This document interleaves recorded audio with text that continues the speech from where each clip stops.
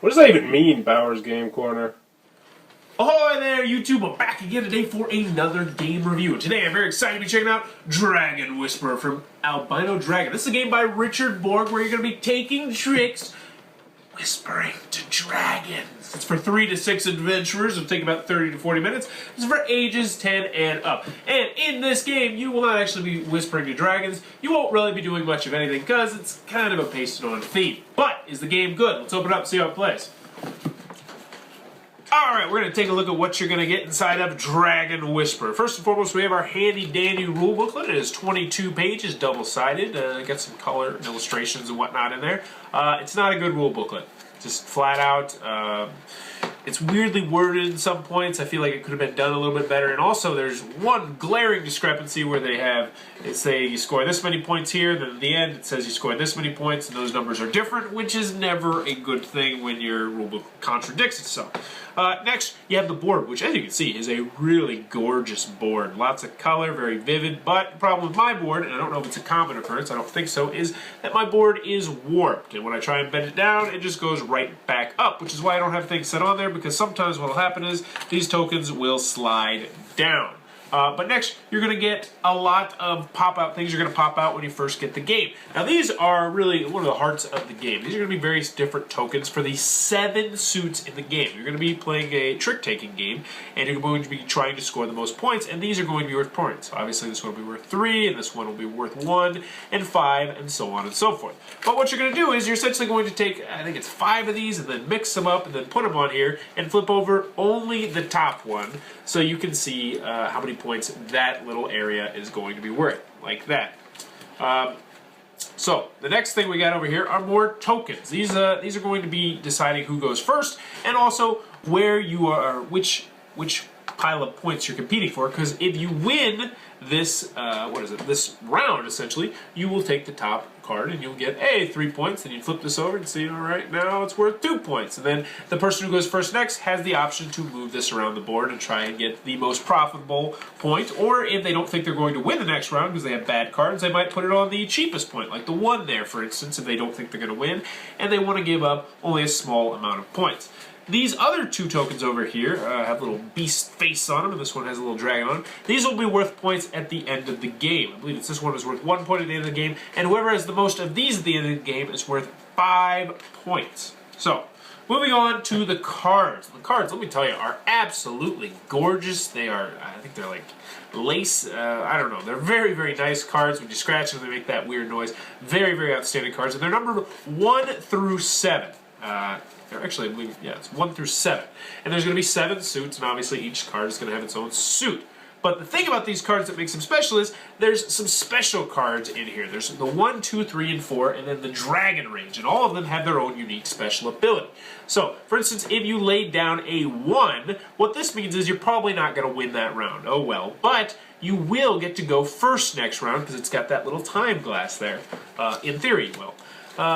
Next, you have the number 2. If you play the number 2, then you'll get to pick up one of these little dragon, or the rage guys right here, which can be worth points at the end of the game.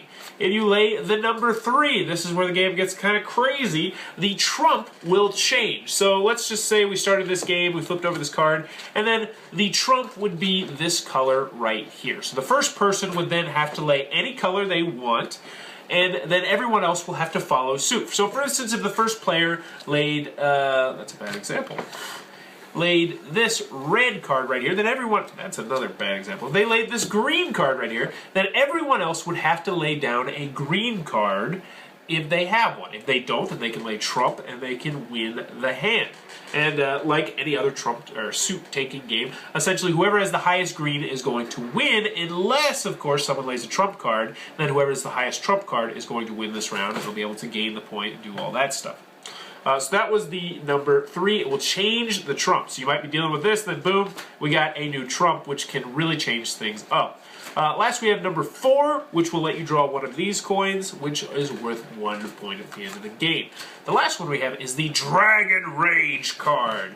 Now this card is it's a little bit of a jerk move essentially. When you lay this down, you will get to be the first person next round, and no one is going to win this round. So essentially, if you lay this on the last card, nobody wins, and you get to go first. But if somebody else lays a Dragon Rage after you lay a Dragon Rage, then they will get to go first, and no one will still win. Kind of convoluted there. But anywho, you're going to go around and you're going to be laying down cards. I believe you start with 7 cards in a larger game and 10 cards in a smaller game. And you're going to be going until all of these tokens, which will be on all the different things, all the different suits on the board, are gone, and then you'll tally up the points. Whoever has the most points will be the winner of Dragon Whisperer. Alrighty then, Dragon Whisperer from Albino Dragons. What are my final thoughts? Let's go to the pros, let's go over the cons. First on the con side, well, let's go on the pro side. First on the pro side, the game has really nice artwork. The artwork is absolutely gorgeous, top to bottom. The components, everything is just beautiful. Box is beautiful, very well done. Also, the components are very, very nice. Now, my board was actually warped, but I don't think that's a common thing. I think that's kind of just a 1 in 100. But the tokens are really nice, and the cards are really nice, and everything about the game is very nice. That's all I got. That's all I got for the pros on this game. Don't get Dragon Whisperer. It is not a good game. Moving on to the cons. The rule booklet is not good. It's just not. There's actually one part where I had to go online because it says one thing in this part of the book and then one thing in the other part of the book, and I don't understand how a glaring mistake like that is going to sneak by you. Also, the game is absolutely terrible with 6 players. It is just god-awful. Like, I love games, and I love playing games, and I review games because I love games. I will never play this with 6 players. I will say, 6 players? Dragon Whisperer? No, I don't want to play it. I'm gonna go upstairs, and I'm gonna have some tea, which is not what I do. But why is it so bad, though? You have no control in this game. Now, I like randomness in games. I like a lot of randomness in games. I like completely random games. My problem with this game is, we were reading through the rule booklet, and I'm like, okay, you got these special cards, they're going to do all sorts of special stuff, so I'm going to have a little bit of control over what's going on. No, you have no control at all, never. No, naughty, no control. You lay down a 1, because, you don't want to play anything this turn, so that means that you get to go first next time. No, now that they lay a Dragon Eye, well then you're just screwed.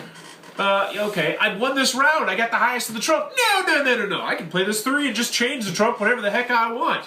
Oh, well, guess what? I laid a Dragon Eye. Well, I laid another Dragon Eye, so I can do this and that. Every single card you lay down is going to essentially be trump. If you lay down first, chances are you will never win. Ever. Because someone else is going to do something that's going to completely either make it so nobody wins, or change the trump, or do this, or do that, and it's just, ugh. It's frustrating. Richard Borg, come on. I expect more out of you. Moving on, 3 and 4 players, we tried it with that. It's better. It is better. There's more control. You can actually win some hands doing what you're trying to do. You actually have a little bit of strategy in there, but it's still not a good game. Overall, Dragon Whisperer was a complete dud. I cannot recommend this to anybody. I would not check it out. Really disappointed in it because it does have absolutely gorgeous artwork. If you enjoyed this review, please be sure to subscribe to my channel. Thanks for your time, YouTube. That was a review for Dragon Whisperer. For more reviews and previews, check back at Bauer's Game Corner.